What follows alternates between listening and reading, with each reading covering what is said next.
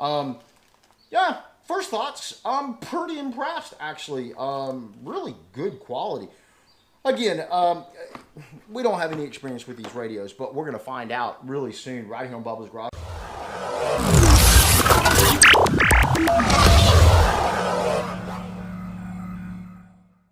Good afternoon, guys, and welcome to another episode of Bubba's Garage. I hope you guys are having a fabulous day. Guys, I got my galley out back. It is painted up. We're going to let that cure for the day, and then hopefully, if everything goes well, I'll be able to put another coat on it tomorrow, and then maybe, just maybe, we'll get it installed on our overlanding rig next weekend. So definitely stick around for that. Today, we're going to change things up a little bit. I have, well, if you recall in our previous episode, back when we did our entire overland trip out to Big Bend and that entire area, Bobby and I had some communication problems between the Jeep and, well, she was kind of controlling the camera outside of the Jeep.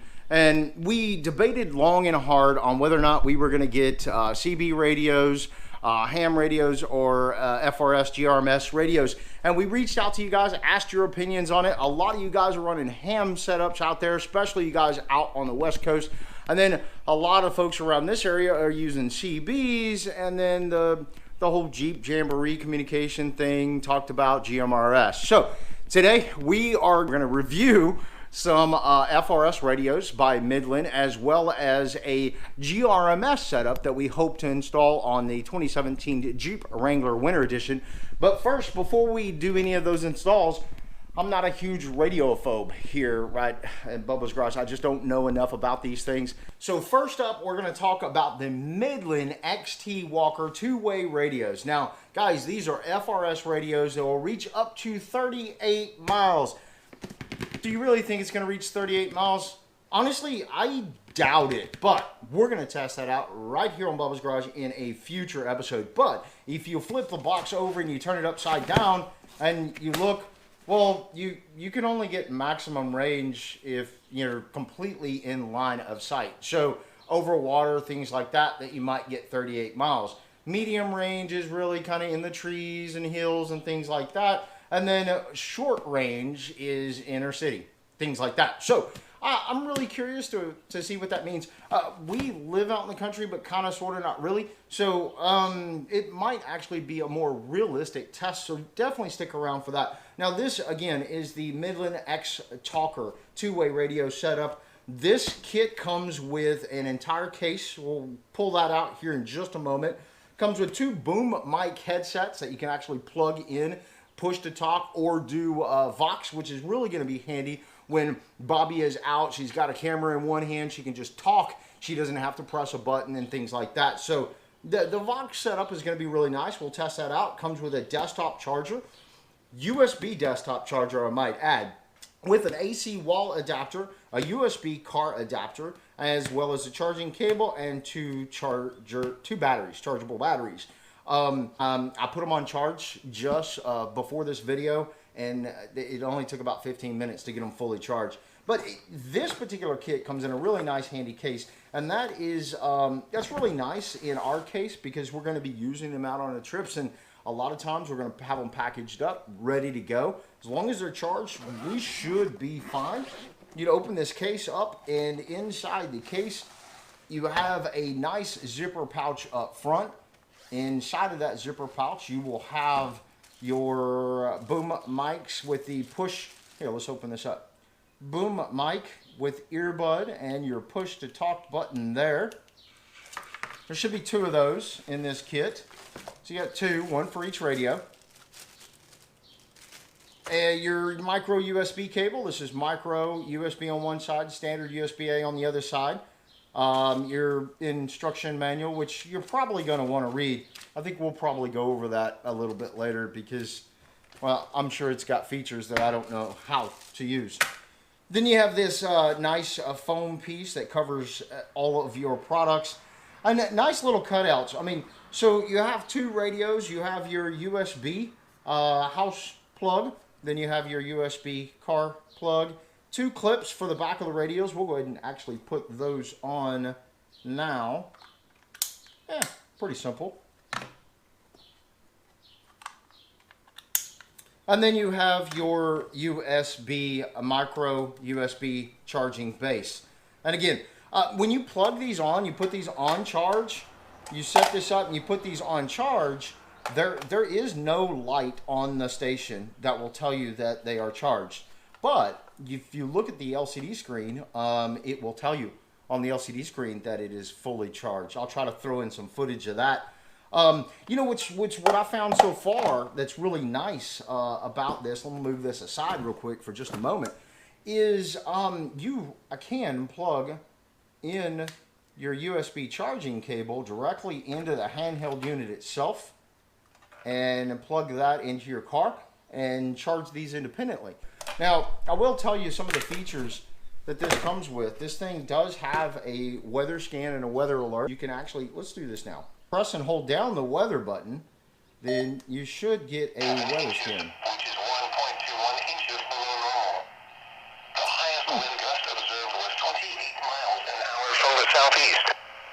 The normal high temperature for today is 83 degrees.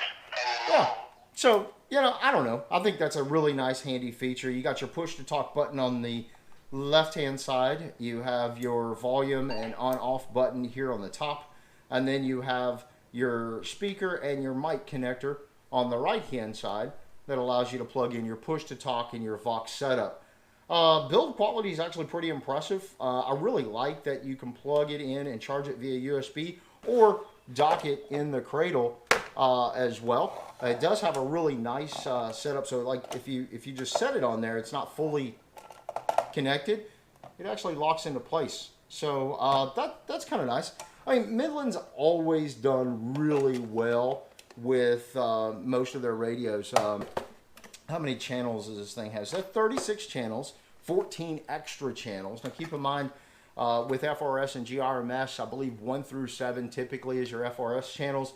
And then when you get to the next step, it'd be like 15, I believe it is. That gets into your GMRS channels. If I'm wrong about that, definitely leave me some comments down below. Again, I'm no pro. Now let's talk about that. These are license free. These are FRS communicators. They're, I'll call them low power. There is a high and a low power option on these. So if you'll notice right here, H is for high power. You go through your menu settings. You can turn high power on and off only on certain channels. And this is the MXT275.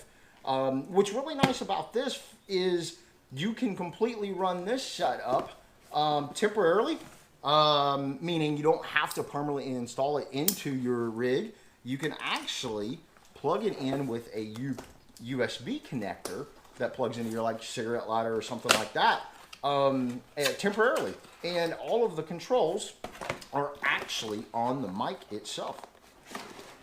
So in the MXT275, we have our instruction manual, which we'll definitely hang on to because you're probably going to want to check that out. You have, wow, this is a full-fledged kit. Comes with the cable to, actually it's a full-fledged antenna, and I believe this, this is a magnetic antenna, so that's going to be kind of handy. Let's see, a couple of extra fuses. And we have, see, so you can plug this right into your cigarette lighter plug in your vehicle and then plug this right into the unit and you pretty much are ready to go. A couple of Velcro strips. Got a little stick-on mic mount, which we're probably going to use right here in Bubba's Garage. Honestly, I've seen a couple of other options for the Jeep Wrangler that I'd like to get that'll, kind of put it over on your grab bar and things like that. If you guys have any of these setups, I'd really like to know what your opinion is of it, or if you've played with any of them, and if you know some better ways to do this outside of the sticky thing, definitely let me know.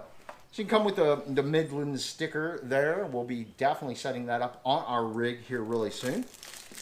We have, man, this is actually kind of heavy, a lot heavier than I expected it to be. A lot heavier. This, I don't know if it's hard plastic or not, but it's actually, it's pretty slick. It looks like the mounting bracket does slide off, so you can move things around. One thing I just noticed real quick is it does have a USB connector on it, so that kind of gives you another USB connection somewhere inside your vehicle. I think I might look at putting this on underneath the seat. It does have a speaker there, so I wonder if that speaker cuts on as well as what is on the mic or not. I don't know. We're going to find out soon right here on Bubba's Garage. So let's pull out this mic, take a quick peek at it. I'm not going to lie, the build quality in this is phenomenal. This mic's heavy. It's not...